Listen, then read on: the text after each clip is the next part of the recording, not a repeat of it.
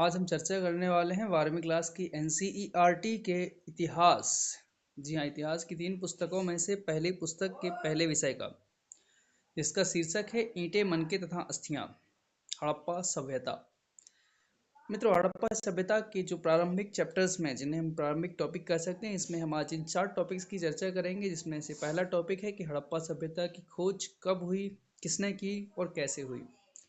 इसके बाद एक हम हल्की सी चर्चा करेंगे कि इसके नामकरण कैसे हुआ और इसे कौन कौन से नाम दिए गए तथा उन नामकरण के पीछे की वजह क्या थी। तीसरा जो हम टॉपिक पढ़ने वाले हैं वो हम देखेंगे कि हड़प्पा सभ्यता कब से लेकर कब तक अस्तित्व में रही और इसे किस प्रकार से विभिन्न कालों में विभाजित किया गया है। अंत में हम इस वीडियो को ख़त्म करेंगे हड़प्पा सभ्यता के विस्तार के साथ। देखेंगे कि हड़प्पा सभ्यता का पूर्व, पश्चिम, उत्तर और दक्षिण विस्तार क्या रहा तथा इसके प्रमुख शहर कौन कौन से हैं। इन सभी टॉपिक्स को बड़े ही अच्छे तरीके से समझने के लिए आप हमारे साथ जुड़े रहिए, इस वीडियो के अंत तक बने रहिए। इसमें हम कवर करेंगे आपकी 12वीं क्लास की इस पुस्तक के इस टॉपिक्स को, जिसे आप एमपी बोर्ड एग्जाम्स के अलावा डिफरेंट बोर्ड्स तथा कॉम्पिटिटिव एग्जाम्स में भी यूज़ कर सकते हैं। यहाँ हम आपको वैल्यूएबल इंसाइट प्रोवाइड करेंगे। आइए अपने पहले टॉपिक की शुरुआत करते हैं।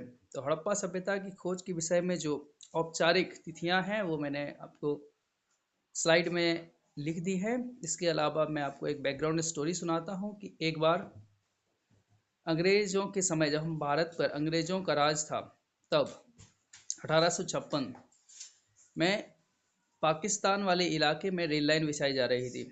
रेल लाइन बिछाने के लिए जो है ईंटों की आवश्यकता थी। तो कॉन्ट्रैक्टर्स को पास में एक पहाड़ी टीला दिखाई दिया जिस पर उसे ईंटें दिखाई दी, तो उसने बहुत सारी ईंटें वहां से निकाल ली। बाद में ये पता चला कि ये ईंटें लोगों की हाल फिलहाल द्वारा बनाई गई ईंटें नहीं थी, बल्कि ये किसी ऐतिहासिक स्थल की ईंटें थीं। विद्वानों में लंबे समय तक इस विषय पर चर्चा होती रही। कई विद्वानों ने इस स्थल का भ्रमण किया और ज़्यादातर लोग इस स्थल के महत्व को नहीं समझ सके और उनका मानना था कि ये ईंटें ज़्यादा से ज़्यादा 100-200 साल पुरानी हो सकती हैं। ऐसे ही एक विद्वान का नाम था अलेक्जेंडर कनिंघम। जी हाँ, अलेक्जेंडर कनिंघम ये वही व्यक्ति है जिन्हें भारत में पुरातत्व का जनक माना जाता है। अलेक्जेंडर कनिंघम ने 1871 में, ये डेट आप चाहे तो अपने रफ में लिख ले, अलेक्जेंडर कनिंघम ने 1871 में भारतीय पुरातत्व सर्वेक्षण की स्थापना की थी। उन्होंने भी इस स्थल का भ्रमण किया था, परंतु वो इस स्थल को एक वैल्यूएबल स्थल नहीं मानते थे। उनका मानना था कि एक सामान्य स्थल है जो 100-200 साल से ज़्यादा पुराना नहीं है। इसके पश्चात साल आता है 1921। तब इस स्थल, यानी कि जो स्थल था वो हड़प्पा था, इसकी खुदाई करवाते हैं राय बहादुर दयाराम साहनी। और हड़प्पा की खुदाई के साथ ही एक नई सभ्यता पर प्रकाश पड़ना प्रारंभ होता है। साल आता है 1922। तब राखल दास बनर्जी हड़प्पा के ही पास में स्थित मोहनजोदड़ो की खुदाई करवाते हैं। वर्तमान में ये दोनों ही स्थल पाकिस्तान में पड़ते हैं। इसके साथ ही जो ASI यानी आर्कियोलॉजिकल सर्वे ऑफ इंडिया यानी भारतीय पुरातत्व सर्वेक्षण, ये वही भारतीय पुरातत्व सर्वेक्षण है जिसकी स्थापना अलेक्जेंडर कनिंघम ने 1871 में की थी।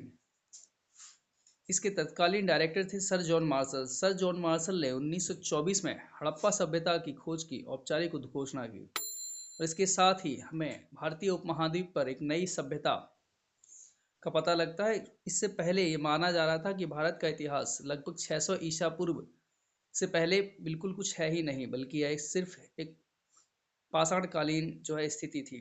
परंतु जब हड़प्पा सभ्यता की खोज हुई तो यह माना गया कि भारत का इतिहास सिर्फ 600 ईसा पूर्व से नहीं, बल्कि लगभग 3000 ईसा पूर्व से चल रहा है और 3000 ईसा पूर्व के आसपास भी भारत में एक विकसित सभ्यता थी। याद रखना है मित्रों कि हड़प्पा सभ्यता एक नगरीय सभ्यता थी। आइए बात करते हैं हमारे अगले टॉपिक की, जो है हड़प्पा सभ्यता के नामकरण से संबंधित। हम देखेंगे कि हड़प्पा सभ्यता को अब तक कौन कौन से नाम दिए गए और इन नामों के पीछे क्या वजह थी और क्यों ये नाम एक के बाद एक बदलते रहे। तो हड़प्पा सभ्यता को जो सबसे पहले नाम दिया गया वो था सिंधु सभ्यता। इसे सिंधु सभ्यता कहने के पीछे विद्वानों का अभिप्राय ये था कि सिंधु नदी की घाटी में ही इस सभ्यता के प्रारंभिक स्थल अधिकांश मात्रा में मिले थे। कालांतर में सिंधु के अलावा सरस्वती नदी की घाटी में भी इसी सभ्यता से मिलते जुलते स्थल मिलने लगे। इसलिए जो पहला इसका जो नाम था सिंधु सभ्यता, वो अब प्रासंगिक नहीं रह गया था। इसी को ध्यान में रखते हुए इसे एक नया नाम दिया गया जिसे सिंधु सरस्वती सभ्यता कहा गया। परंतु आगे जब खोजें हुई तब बहुत सारे ऐसे स्थल मिले जो सिंधु और सरस्वती नदी घाटी की सीमाओं से भी दूर थे। इसलिए कालांतर में इसका नाम हड़प्पा सभ्यता किया गया, जिसके पीछे की मान्यता पुरातत्व की परंपरा रही है। क्योंकि पुरातत्व में ऐसी परंपरा है कि सभ्यता का जो स्थल सबसे पहले खोजा जाता है उसी स्थल के नाम पर सभ्यता का नाम रख दिया जाता है। इसीलिए कालांतर में इसे हड़प्पा सभ्यता कहा जाने लगा और वर्तमान में इसे हड़प्पा सभ्यता के नाम से ही जाना जाता है।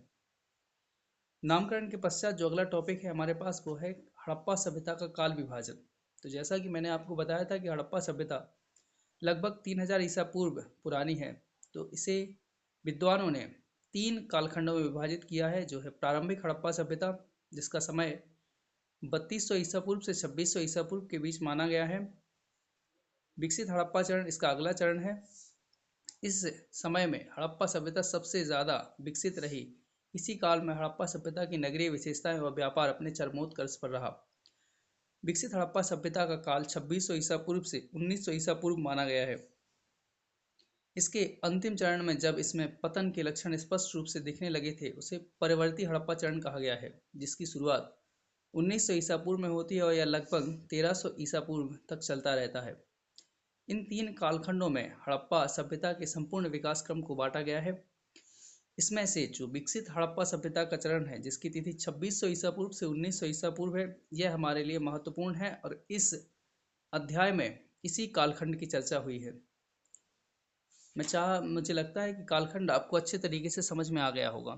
दोस्तों, मैं आशा करता हूं कि इस वीडियो में अब तक मैंने जो तथ्य, जो कहानी आपको सुनाई है, वो सुन के ज्ञानवर्धन हुआ होगा। यदि आपको ये वीडियो पसंद आया है तो इस वीडियो को लाइक कीजिए, चैनल को सब्सक्राइब कर लीजिए ताकि हमारे आने वाले वीडियोज़ जो है सबसे पहले आप तक पहुंचते रहें। आइए हम अपने अगले टॉपिक की ओर बढ़ते हैं, जो है हड़प्पा सभ्यता का विस्तार। हड़प्पा सभ्यता के विस्तार में हम देखेंगे कि हड़प्पा सभ्यता के विभिन्न स्थल कौन कौन से हैं। जो हड़प्पा सभ्यता के जो सबसे महत्वपूर्ण स्थल हैं उनकी एक लिस्ट बना के मैंने आपके सामने रख दी है। इसमें आप देख सकते हैं कि हड़प्पा के 10 जो सबसे महत्वपूर्ण स्थल अब तक खोजे गए हैं उन्हें मैंने लिख दिया है, जिसमें से आप देख सकते हैं कि हड़प्पा, मोहनजोदड़ो, कालीबंगा, लोथल, राखीगढ़ी, बड़ावली, सुरकोतड़ा, सौरतुघई, रंगपुर और धौलावीरा, ये हड़प्पा सभ्यता के 10 सबसे महत्वपूर्ण शहरों में से एक है। आइए हम देखते हैं कि हड़प्पा सभ्यता का पूर्व, पश्चिम, उत्तर और दक्षिण विस्तार क्या रहा था। अगर हम बात करें हड़प्पा सभ्यता के सबसे उत्तरी स्थल की, तो ये मांडा है। मांडा आपका जम्मू कश्मीर राज्य में पड़ता है। इसके अलावा अगर हम हड़प्पा सभ्यता के सबसे दक्षिण स्थल की बात करें तो ये महाराष्ट्र में दाइमाबाद है। यदि पश्चिम की बात करें तो पश्चिम में बलूचिस्तान स्थित सुतकांगेडोर और पूर्व में आलमगीरपुर, जो कि उत्तर प्रदेश में स्थित है। इस सभ्यता के चारों दिशाओं में सबसे दूरस्थ स्थलों का प्रतिनिधित्व करते हैं। हड़प्पा सभ्यता के विस्तार के क्रम में हमें इन शहरों को, जिनका मैंने नाम दिया है, और 4 ये शहर, इन चारों शहरों और इन बाकी शहरों को विस्तार से भी पढ़ना है। मित्रों, इस वीडियो को हम यहीं ख़त्म करेंगे और अगले वीडियो में मैं आपको आगे के टॉपिक समझाऊंगा, साथ ही इन शहरों में जो सबसे महत्वपूर्ण शहर हैं उनका भी जो है परिचय दूंगा।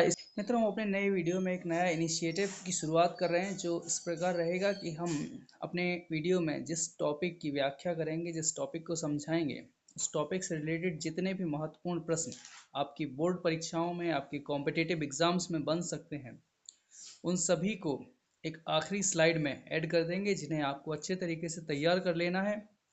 अगर आप ये प्रश्न अच्छे तरीके से तैयार कर लेते हैं तो ऐसा कोई भी एग्ज़ाम नहीं होगा जिसमें आपको ये प्रश्न सीधे रखे हुए ना मिले। इसी के साथ हम इस वीडियो को अंत करते हैं। बहुत बहुत धन्यवाद। T4 सक्सेस के साथ लगातार जुड़े रहिए, चैनल को सब्सक्राइब कर लीजिए और वीडियो को लाइक कीजिए। सदा अपने दोस्तों के साथ शेयर भी कर दीजिए ताकि उन्हें भी एक वैल्यूएबल इंसाइट मिल सके। धन्यवाद।